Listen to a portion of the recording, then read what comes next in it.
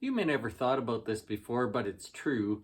Deciding what to preach about on long weekends is really kind of difficult. Unless you're just going through a book and you're just going to preach the next thing that comes up in the book, when long weekends come around, it's hard to decide what to do, and here's why.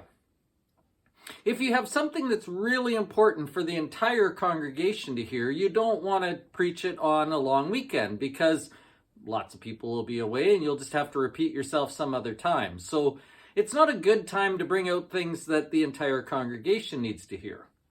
On the other hand, I'm aware of the fact that there will be visitors here, visitors who aren't normally with us, who don't really know us, some people who don't go to church at all. And so I want to make sure the lesson is accessible to people who maybe are not so familiar with the Bible or don't really dabble in it that much. I want it to be practical. I want it to be something that if this is the only time they go to church in the whole year because they happen to be in your house, I want them to go away thinking, well, that was really good. I could really like going to church. I want to give them something good. And so this week's lesson isn't simple, but it is very straightforward. It is not hard to understand, but it is really practical and really, really important. We're going to look at a story, or at least we're going to start with a story from Exodus chapter 27, which sounds like a strange place to start if you're trying to talk about something that's really useful to people today. But there's an interesting story in Exodus 27 that we're going to link to something that Jesus said in the New Testament, and then we're going to tie it all up in a bow that is something you can put to work right away, something that you need to hold on to, something that is vitally important to our spiritual health. The sermon is called, "There is Always a Light, Remembering God's Presence and Power." In our Bible study, we're still looking at David's life in 2 Samuel. We were in 2 Samuel chapter 7 last week.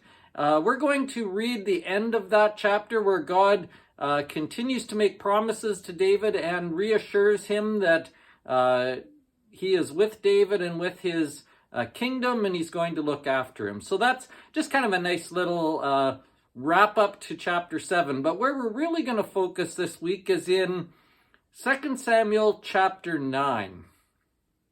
2 Samuel chapter 9 is a beautiful story about something David does.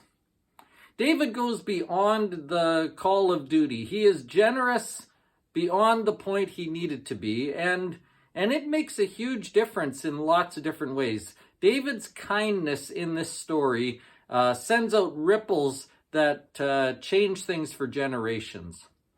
The story is going to be called God's Kindness Reflected.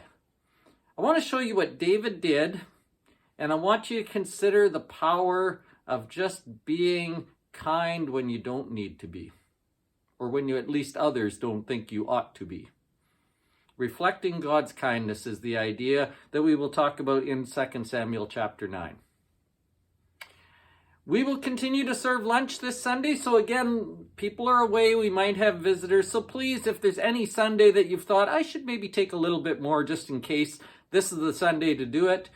We'd hate to have a bunch of visitors and not have enough food around for them to be able to stay. So please bring enough for your family, one other, maybe a few more, I don't know. We've had lots of food lately, so that's really nice, but please continue to do that.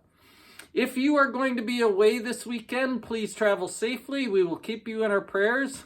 If you are here this Sunday, something practical, something useful, something that points us to eternal truths and makes us remember where our hope is found.